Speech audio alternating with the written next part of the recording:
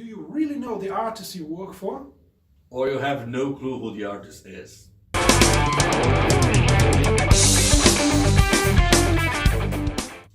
I'm Felipe. And I'm the other Felipe. Welcome to the other Felipe. So, so Felipe or other Felipe. The other Felipe. So this question it's something that came to my mind a few days ago. Thinking about the fact that some people have no idea who they're working for. Is that possible? It is. To work for someone and not knowing who they are. Unfortunately, it's more common than we think. And people worry just about the song. You know, if they go for an audition and say, this band is looking for a drummer or this artist is looking for a drummer, they only worry about the three songs the manager or whoever told them, learn these three songs, and it's all they worry about. They don't do any research. They don't try to see what style. Because, for example, a guitarist like Gary Moore, okay, back in the 80s, he was a hard rock guitarist, and all of his albums were hard rock. And then in the 90s, he started playing kind of blues, rock blues, right? I got to know him as a blues rock. Most of depending on your age. Because maybe because I'm slightly younger. Yeah. So, but then again, so if let's say if you in the 80s you knew Gary Moore and you lost contact, because it's easy as time goes by you lose contact what the artist is doing. Right. So somebody says Gary Moore is needing now. Unfortunately, he doesn't need a drummer anymore. Rest in peace. But let's say somebody would say Gary Moore needs a drummer, and you only know his hard rock phase, and you would turn up, and now he's playing blues. You're gonna be. You're not prepared for that. You're not prepared for that, vibe, right? Yeah. So, and also in the blues audition, probably he would like to play some blues standards. So if you'd never listened to blues, how are you going to play the standards, right? Yeah. On the other hand, if you only know his blues phase and you don't know his hard rock phase, you're not going to be well prepared, because even though he's playing blues, he plays blues as a rock guitarist. And you need that rock. You never really get rid of your past. Exactly. So that's just one example of one guy, and blues and rock's not very different. Yeah. But if you get a guy like Frank Zappa, Frank Zappa played from the craziest stuff to the corniest stuff. Yeah. And all in the same show. And you have to know the whole catalog of the artist, if possible. Yeah. Because I know some guys who passed auditions because they knew a lot more than they were expected to know, and that's when you make the difference. So you turn up for an audition. Oh, you have learned the three songs you were expected to learn. Yeah, obviously, but that's mandatory. If you don't know those songs, you shouldn't turn up for an audition. Yeah. So after you play those three songs, I was thinking about playing a song from my first album. I don't know your first album. I just don't know three songs. Did you have an album? Do you have an album? Oh, yeah. It happened like you might not be working for a big name. So most of your first auditions, your first gigs are going to be for maybe not so well-known artists, but they have a career. If they got to a point they want to audition you or just invite you for a rehearsal, maybe if it's not very formal, they just want to rehearse with you and see how it goes. Oh, let's see if we get the vibe to play together, that kind of stuff.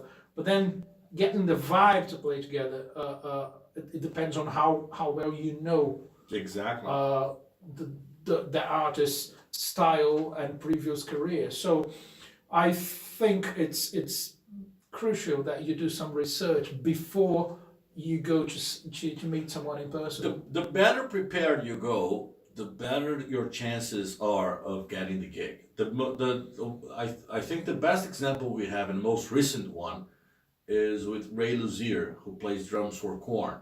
Right? The same thing. Korn was looking for a drummer.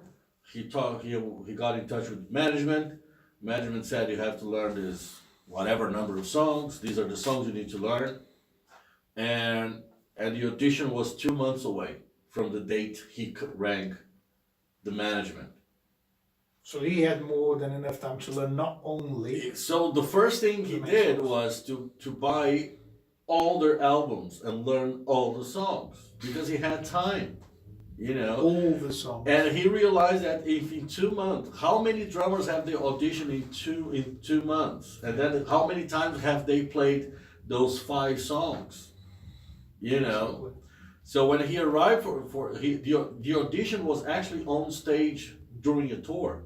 So during sound check. So during sound check, right? So, and according to an interview I saw with him, he said that when he stepped on stage for the audition, he could see by the guy's face that they were tired.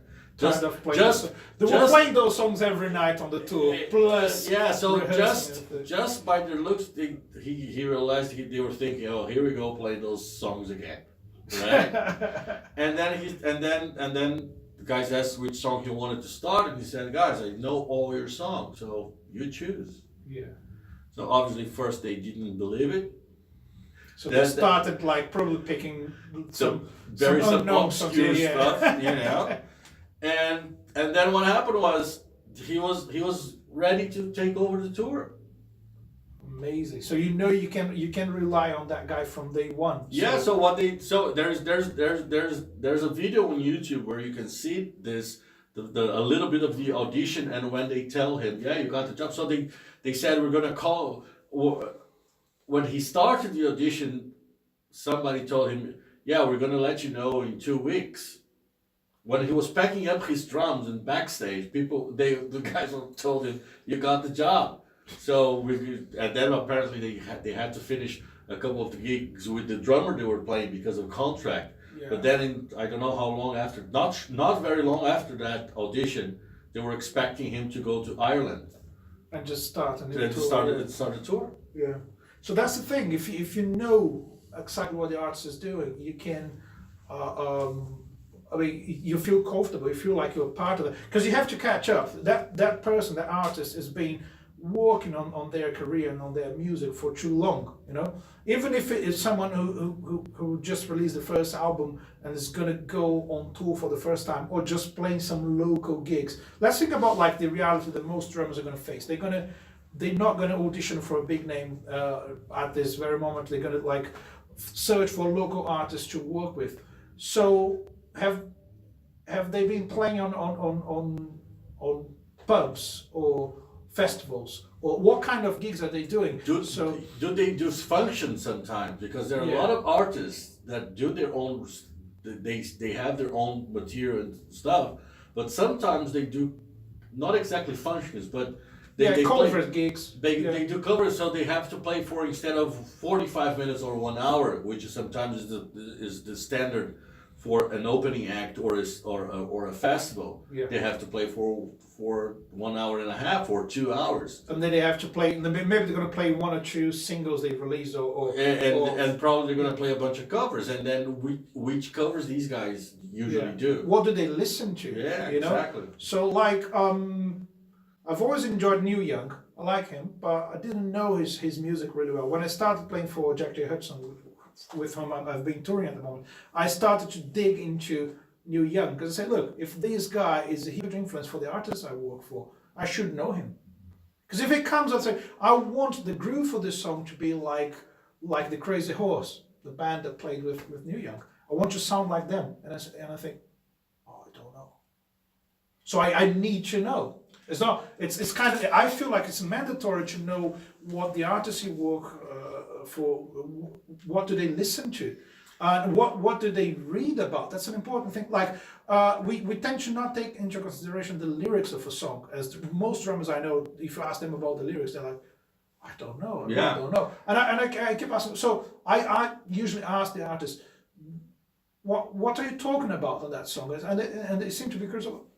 Why do you want to know? Because I want to know if I should feel angry or happy when I play that song. The way I feel about the song has to do with the lyrics, and the way I feel is gonna change the way I groove. right? And there's another thing is the band I used to play before, Cherry White. We needed to look for singers twice, Yeah. and both times we had people who, when they saw the ad, they forgot to read the beginning of the ad that said rock band needs Rock band needs a singer. rock band needs a female singer, right? And That's quite specific. So I'm pretty sure I wouldn't turn up for that. yeah, Yeah, you know, well, I'm not a singer. well- I'm not female, and yeah, I could do the rock stuff.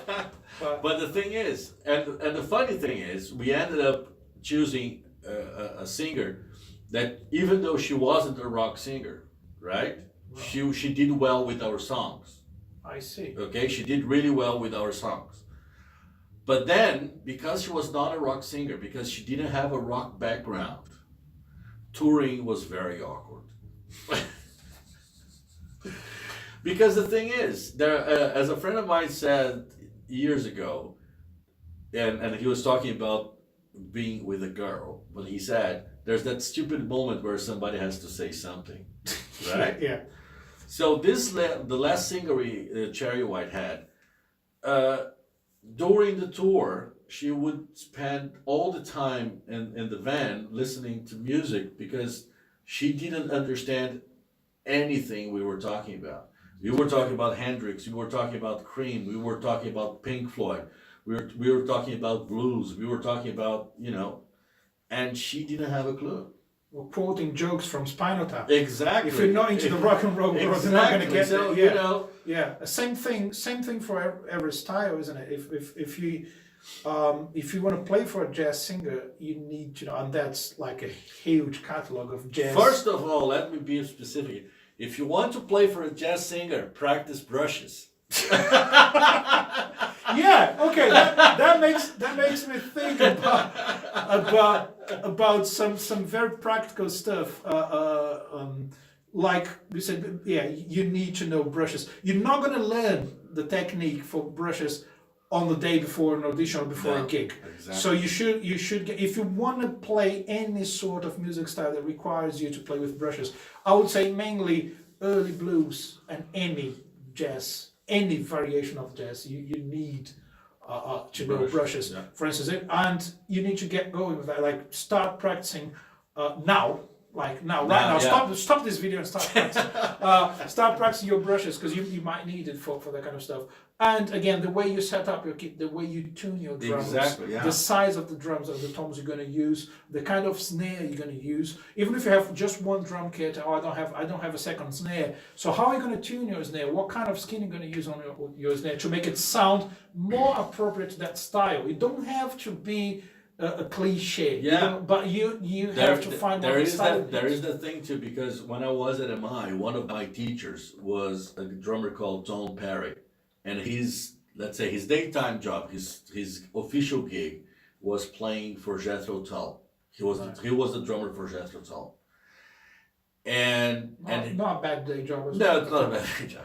So he said that whenever he had a recording session, he never said he played for Jethro Tull, because people would assume he would arrive in the studio with this, you know, two 24-inch bass drums, like 10 rack toms, cymbals everywhere.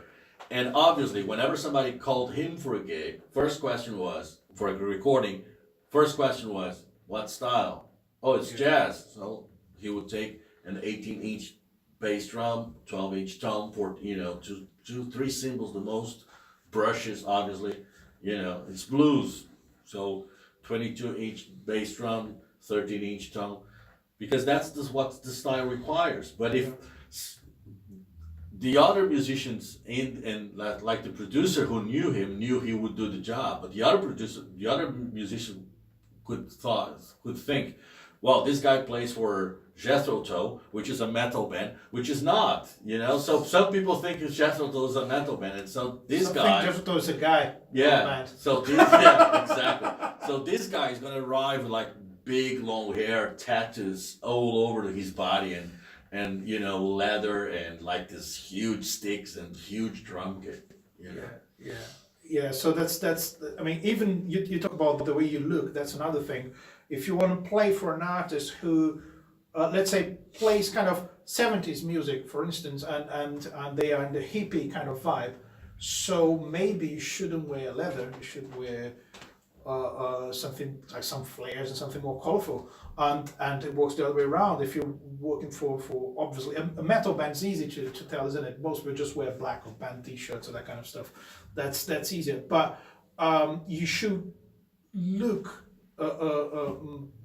or you should look in a certain way that fits that style. You don't have to change too much sometimes. You need to have your character, your identity, but you have to remember you're serving an artist, and that's the other point. I think we tend to think that we're serving the song, as you said in the beginning. Oh, if I know the songs, that's all I need. Well, that's mandatory. That's the first step. That's the least you need to know. That's what everyone can. That's what everyone can do. If we're auditioning for the same gig, we're both going to learn the song. So we've done that many times in our lives. That's our job. So you're going to learn the song. I'm going to learn the song.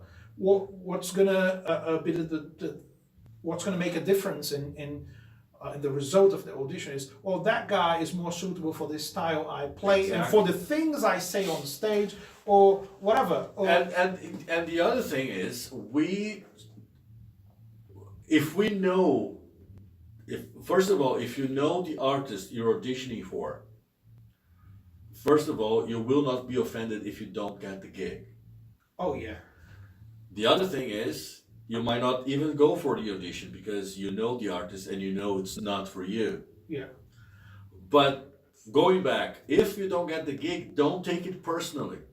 It doesn't even mean that you're not a good musician. It means you don't fit that working situation. Yeah, exactly. If you're not prepared, if you don't know the songs, then you don't deserve to pass. That's a different thing.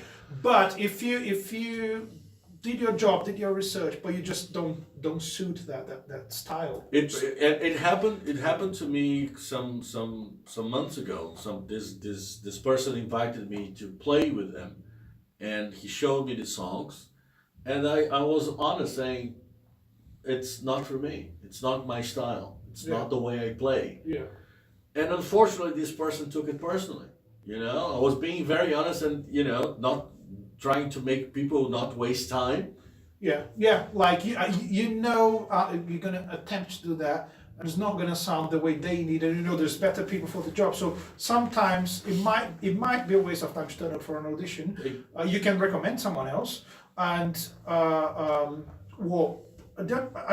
I think you should always try to learn new stuff. But if you get to a point in your career that you know what you want to do, and you have your network and you have your contacts, and you know the kind of artist that you're gonna deliver better results when you work with, you should aim for those and save some time. That's something you can do.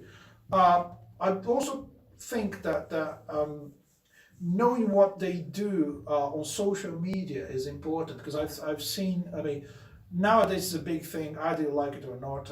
I've seen many people say, "I don't like social media." Okay, so if you're a musician or if you want to get gigs. Sorry to interrupt. I know a lot of people who don't like social media and are very active and very good at it. Yeah, because they know it has to be done. Yeah. Well, I think nowadays it's more like it's like you're in the early '80s and you say, "Oh, I don't like vinyls. I just don't think music should be released in vinyls." Yeah, but CD is not there yet, and there's no Spotify, so you have to like them. So now is the other way around. Like, you can release your music in many ways, but social media is the way that people are going to talk about your music, exactly. And you have to be there somehow. Find your own ways to be there, but research how the artist behaves on social media as well. So if the singer you work for is vegetarian, you shouldn't use your professional Instagram to post a picture of you eating a massive steak. Don't do that. Yeah, exactly. Because it doesn't suit the artist you're working for, because you're serving the music that was written by that person. Talking about it, everybody knows Paul McCartney is vegetarian. Yeah. Have you ever seen any picture of his band eating? No. I'm pretty sure Abe Laboriginal likes a steak You know, I'm just- but the I'm- thing is, you don't have. It's not like there's a limit between like getting too much into the political correctness thing. The thing is just like which things you can avoid without losing your character. Which things you should put on social media that are going to add to what you do and to what the artist you're working for does. If what you're posting doesn't add anything, just don't do it. It's a Exactly. waste of time. And because they're gonna take they're taking the risk of having you on board. So think about how they think. Oh, I'm getting this drummer to tour with me. That's a risk.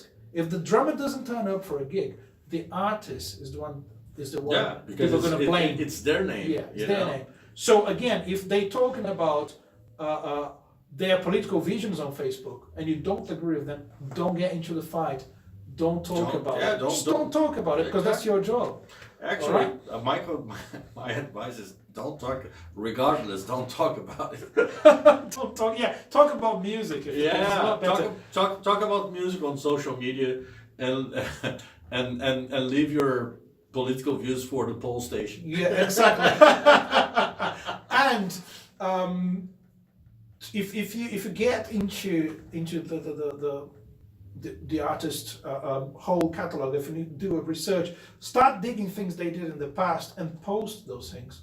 Like, oh, this song, this guy I work for that you know, I really love their first album. So have a listen to this. Exactly. This song's really cool. Or even if by any chance they were a sideman, you know, here's this. Oh, these artists are work now. Back in whenever he was a sideman for this other artist. Yeah, so you're promoting, doing that, you're promoting the artists you work for, you're promoting other musicians, and you're promoting yourself in a good way. And you're learning.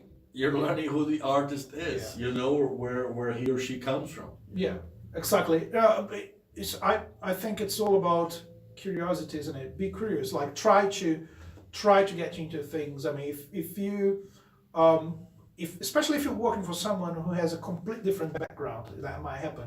Everything they've listened throughout their whole life is completely different to the things you've listened to. So good chance to learn. Why not? Exactly. You know, and again, there's always that stupid moment when somebody has to say something. So if you can talk, if you have an interesting conversation, you know, it's more likely that you're gonna get the job. For example, Don Perry from Jethro Tull, he used to say that his real audition was when the band took him for dinner, Right.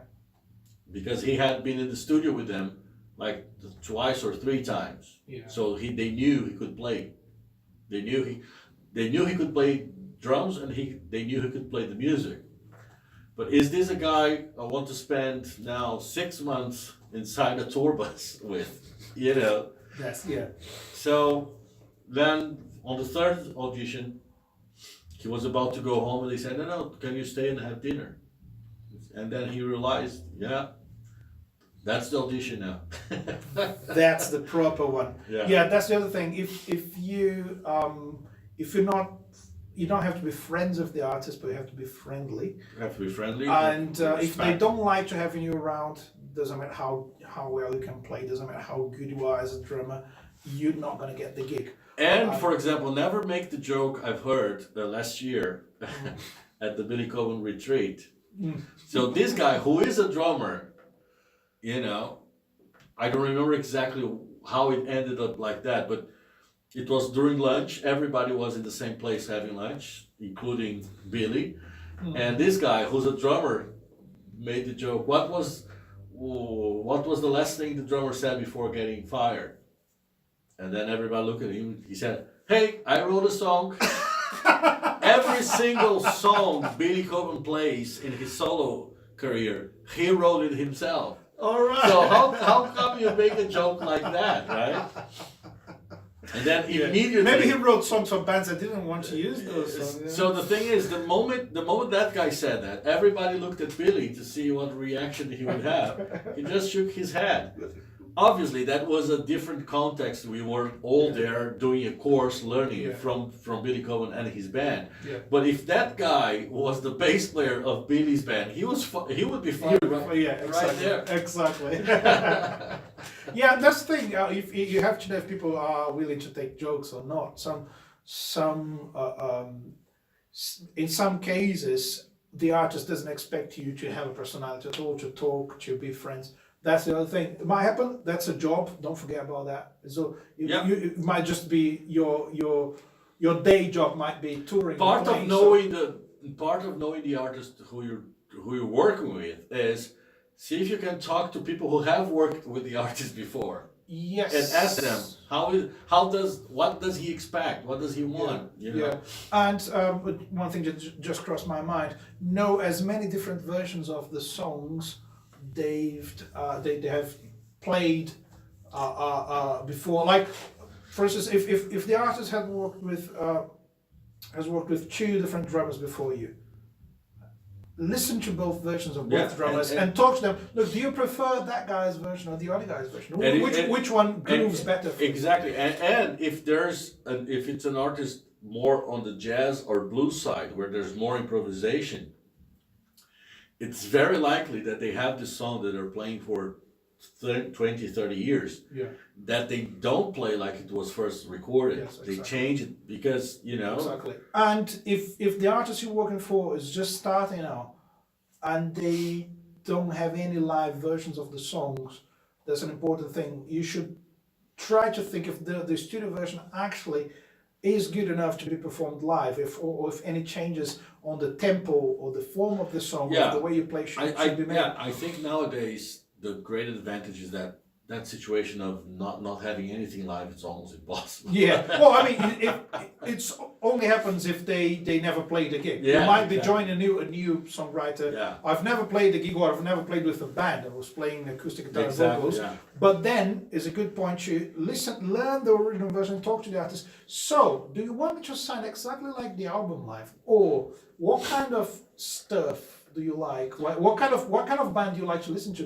And who's your favorite drummer? That's a good Yeah, question. show a little bit of interest. Yeah. Helps. So if we could organize, and all we're saying in a kind of a to-do list for knowing the artist, what do you think we should have? I think First of all is learning the easiest thing is going into the artist or Facebook page or Instagram or Twitter or website and see who this person is, right. because they As a person because that reflects on who they are as exactly an because artist. they're in this social media you're gonna see exactly who the person is. Then knowing this person, because sometimes somebody is starting a career as a singer, but it has a career as a songwriter that's much longer than that. Yeah. And sometimes songs you heard on the radio you don't know, but it was these guys. They were written by the artist. Yeah, yeah. You know, and so know this stuff. In the artist social media, that's gonna come up. Yeah. And then obviously try to learn not the songs, but try to at least learn the artist's journey from the very beginning of his career or her career until. If you don't have the time to learn all the songs, listen to all of them. Listen to one album a day. Yeah. So if you work out, they've released 4 albums. I'm joining the band now. Listen to those 4 albums. Exactly. And compare the changes. So they've been changing constantly from album to album, and then what they expect from on the next Everybody album. has, you know, even those bands who have a very very characteristic style. If you listen closely, there's a difference from album to album. Yeah. So I would say that try to kind of compare yourself with the artist, how different you are as human beings and as musicians, and how close you are. Exactly. What are the similarities? So I can